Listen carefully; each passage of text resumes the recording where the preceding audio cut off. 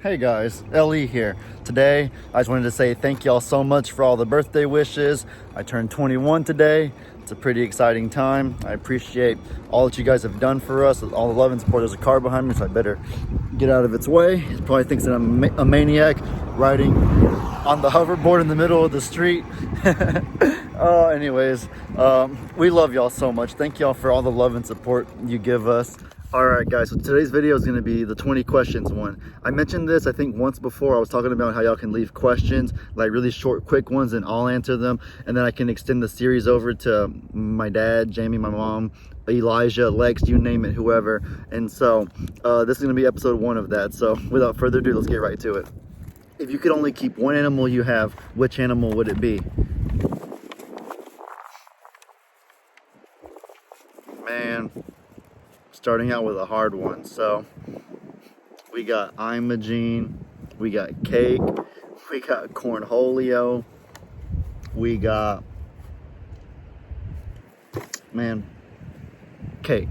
Next question. Ellie, why are you a Kansas City Chiefs fan? Don't you know you have a hometown team called the Houston Texans? Yes, I'm well aware of the Houston Texans, but the reason I love the Chiefs is honestly because of Patrick Mahomes. Ever since I was little, I've never really been one who's been attracted to certain franchises or teams just because they're local or whatever. I've always been more drawn to players. I remember whenever I was younger, I used to love Vince Young for the Titans, Chris Johnson for the Titans, and therefore I was a Titans fan. And then as I got older, I kind of liked Tom Brady. Man, the wind is crazy out here. Look how it's blowing my hair. It makes my hair look all frizzy and stuff when the wind's blowing it. No, but whenever I got a little older, I started liking the Patriots because of Tom Brady. And then now, ever since Patrick Mahomes came into the league, I saw a decent amount of myself in him. Just kind of, I guess, the hair for one. And then for two, Patrick Mahomes is kind of, you could say, a contrarian in a way. The way he does things, the way he plays football is very unorthodox. He kind of goes against all the typical mechanics and fundamentals you're supposed to have. He does things his own way and just has fun out there. And so that's kind of how I want to be whenever I do things. And so that's why I like Patrick Mahomes and subsequently love the Chiefs. So there's that answer. If you didn't want to be a football coach, then what would you want to be? Well, there's no telling on that one. I was actually talking the other day about all the different career choices that I've had and all the changes that I've made from the time I was little. It probably started with me wanting to be a train conductor for Thomas the Train, and then I wanted to be a WWE superstar. Went from that to a football player, to a basketball player, to a scientist, an anesthesiologist, because whenever I had surgery, I thought the anesthesiologist was really cool. And then I wanted to be probably a doctor or something. And then an engineer, because a lot of people in my high school class were doing engineering. And then at some point, a gamer, a gamer somewhere in between there. A YouTuber, which I guess I'm kind of doing now, but I wanted to be like a YouTuber for video games and stuff. I never envisioned farm animals like it is now. And then at some point, football coach came to fruition, and so there's no telling what I would want to be. Maybe a philosopher. I've always been not always, but like pretty recently I've become intrigued with kind of just deeper thinking, kind of the natural order of things in our life and stuff like that. And so maybe a philosopher, probably something like that. It would be cool. That's something I'd want to do. What's your favorite quote? Oh, that's easy. This quote's from Walter Payton. It goes something like, when you're good at something, you tell people, but whenever you're great, people tell you. And so I've always kind of, ever since I heard it, I've really taken it to heart. And I want to, whenever I do things, just make sure to be humble, not be boastful and stuff. That way that if you're really doing a good job, if you're really making an impact, then you'll know. And most importantly, the Lord will know. And so that's kind of the mindset that I've tried to take ever since I heard that quote. Favorite song? Ooh, that's a tough one. There's some really good songs. I love Believer by Imagine Dragons. On my Instagram video when I was holding this painting that lady named Flo made for us, I had a Believer remix by Romy Wave or something. And so I love that song. I love Take On Me. That's a song from 1984. For those of you younger people that might not know it, I know I'm young, I'm only 21, but I love Take On Me. There's a dog behind me. I see that dog in the background right above my finger right there. I'm looking for its owners. I saw the owners walking by in front of me a second ago. The owners are about to walk into frame any second, I think. Just wait for it. There's a cute little doggy. I'll see it. Man, what other songs do I like? I don't know why they escape me right now. There's so many songs that I like that I kind of get stuck in my head. A lot of them are from Victorious, by the way, as embarrassing as that sounds. There's a lot of songs from the show Victorious that are kind of stuck in my head. I don't know why I'm kind of drawing blank when it comes to songs, but because a lot of them are kind of meme songs. They're kind of parody songs that not a lot of you may have heard, and so that's probably why I'm kind of hesitant to say them. But out of like real songs that like some of you may have heard, I'd probably say, I think the fact that Believer by Imagine Dragons came to mind first kind of says a lot, and so based on that, I'm going to say Believer by Imagine Dragons. That's how I'll answer that question. Favorite TV show? Well, I just mentioned Victorious is the show where I get some of the songs that are stuck in my head, and so I'd probably say Victorious. Yeah, Victorious on Netflix. For those of y'all that haven't seen it, it's kid friendly, of course, and so I'm sure that your kids, your sons and daughters, I know it seems like a girly show, but I assure you that it can be entertaining for guys to watch too, so I'll go with Victorious for my favorite show. How did you come to your faith? Ooh, that's a good question. It's kind of interesting the way that I would put that. So whenever I was younger, I was raised to go to church, believe in God and Jesus, things like that. And so it was kind of, I guess it was traditional, I'll put it that way. And then as you get older, you kind of start reading things about like science versus the Bible, especially being in school and whatnot. And it makes you really start to wonder if, does science really contradict the Bible, and do they kind of go against each other, different things like that. So you do research, you kind of read a little bit about it, and then you kind of see that, okay, maybe they do, maybe they don't, but it's kind of an irrelevant question, I feel like, at this point, because whenever you see the miracles that God performs in this world, whenever you just like see him actively in this world, and it makes you want to seek him more, makes you want to kind of like read more to understand him better, and then like pray so you can hear him talking to you, have that relationship, you know, and then you like listen closely and you want to hear him speaking to you, and you want to find that guidance for how to live your life. And so that's probably how I would say I came to my faith. I'm not really a person who kind of like looked to religion or like tried to find my purpose in religion. I was perfectly content doing the things that I did before, but I would say that instead of me looking for a purpose, the purpose came and found me. God like found a way to I'm trying to think of the best way to word it. God kind of, I guess, gave me an inquiring mind, and God found a way for me to come to him. So the purpose, the way that I always say it to people, is that I didn't go out there looking for the purpose kind of came and found me. You know what I'm saying? What is your favorite type of pizza? Pepperoni, easily. People used to give me a really hard time whenever I was younger because I would always love to get pepperoni pizza, but I would always take the little pepperonis off of the pizza and like put them off to the side here on my plate and just eat the pizza. And then they would just say like, Ellie, if you take the pepperonis off, why not just get cheese? And I would always say, well, it flavors it out. The pepperonis give it good flavor, but I don't like chewing the individual pepperonis. And so people would always tease me because I'd eat 4, 5, 6, 7 slices of pizza, whatever the case may be, and it'd be a big pile of pepperonis on my plate whenever I was done. How is school going? Oh, school's going good. So last Tuesday was our first day. Today's Wednesday, and so that means I've been at it for 8 days now, and it's been going good. I'm doing all online. Some people do online, but they have like Zooms they have to attend at certain times. And then I know my girlfriend has to like meet at 8 a.m. Zoom every day, and that's crazy. I couldn't imagine doing that. I don't like waking up early. And so me, I just chill with it. I just kind of I'm allowed to go at my own pace, which is awesome. And my assignments are kind of due in bulk. Man, this wind is like doing crazy things, but the assignments are due in bulk, so there's not very much of like something due every other day. It's kind of like you have 3, 4 assignments due on February 1st, and so I actually haven't had very many things due yet. I've tried to get ahead the best that I can, but I haven't had really anything due yet. It's a lot of things that are due at a later date, you know what I'm saying? And a lot of my classes have like very few assignments, so it'll be very important that I stay ahead of the game, because if one quiz accounts for, say, a fifth, 20% of my grade, if I don't do good on the quiz, then I'm going to be in a world of trouble. And so it's still important to stay ahead regardless, but I would say that's how school's going. Oh, and for the I'm sure most of y'all know this, some of you maybe, but if you don't, then I'm going to University of Houston, U of H. That's a school that I'm going to. What is my dream animal? I've covered this many times with y'all. Y'all know that my dream animal is a pygmy hippo. I'm gonna put it on the screen right now. I've posted on my Instagram story before about how I want one. I've talked about it several times in YouTube videos, so a pygmy hippo would definitely be my dream animal. I know they're kind of vicious. I know that they're very dangerous. I think hippos actually kill more humans in Africa than any other animals, even more than like lions and tigers and different animals that live over there. And so I'm not sure how exactly I would acquire one, but I really do. I don't know why I like hippos. I just do. I really want one, at least at some point in my life whenever I'm older, maybe.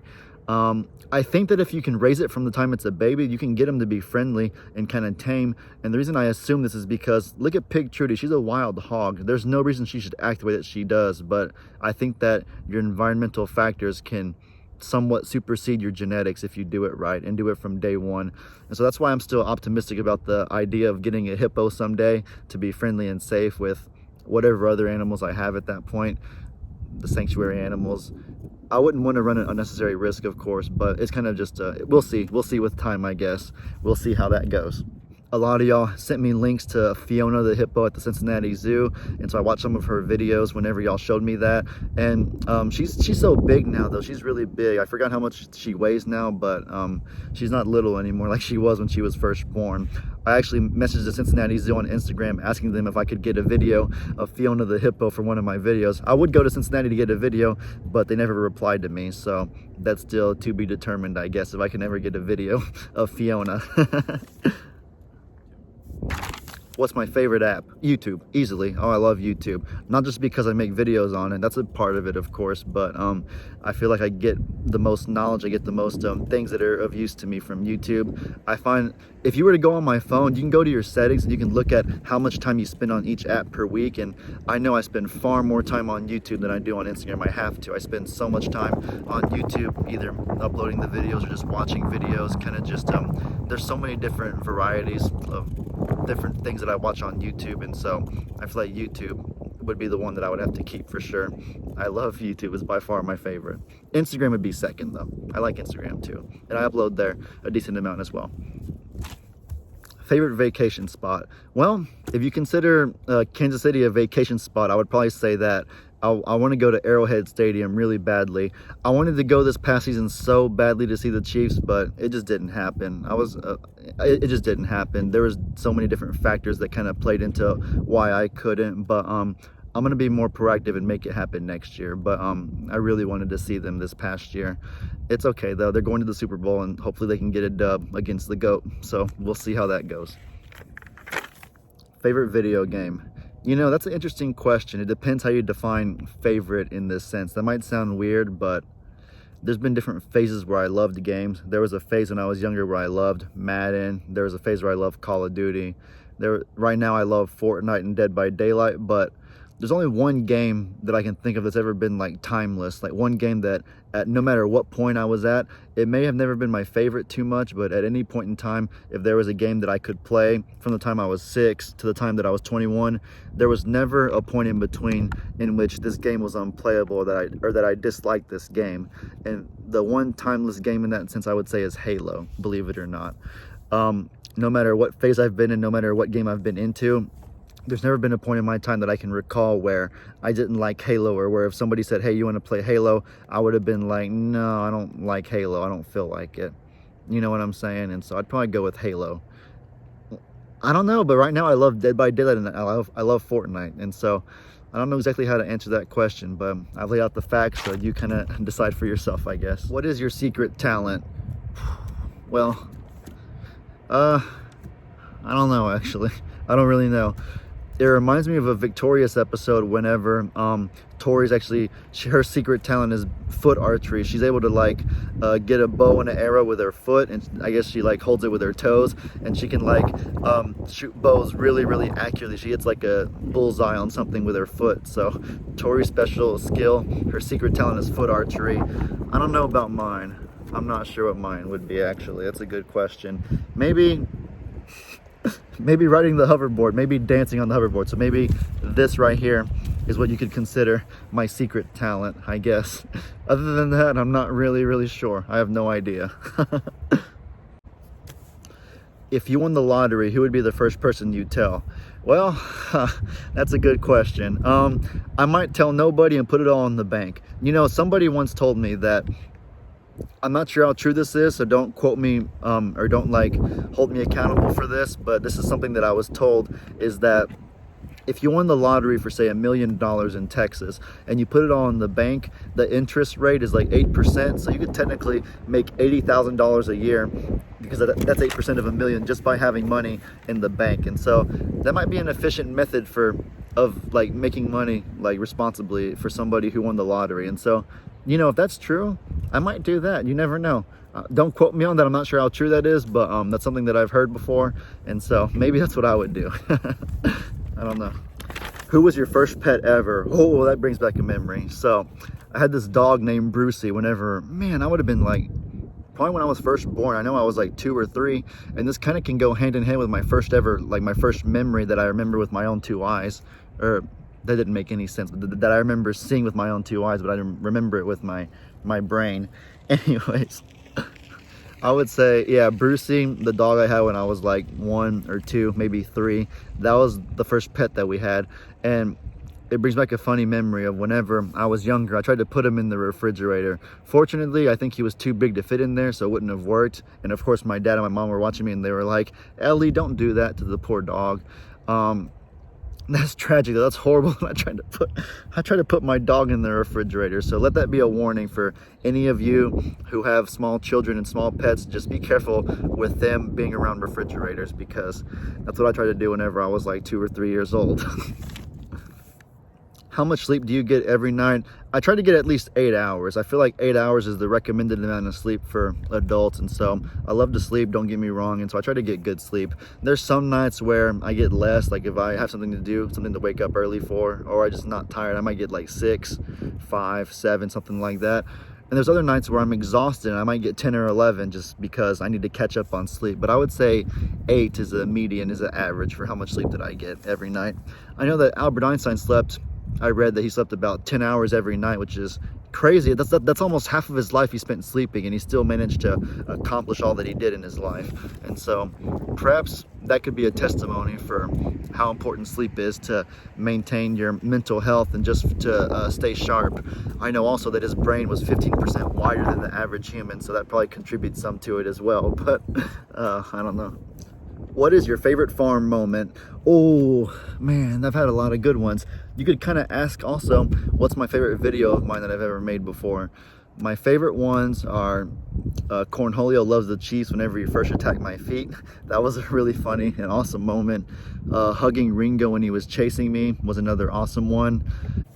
All right, I know the answer now. My favorite farm moment would easily be February 13th to 14th, whenever Meg was pregnant with the Golden Girls, and we had that 6 or 7 hour live stream. I remember that night. It was about 6 or 7 p.m. that we started it. We had Meg in the barn. We had the camera set up on live so that if she gave birth, we'd be able to capture it on camera, but she just wouldn't budge.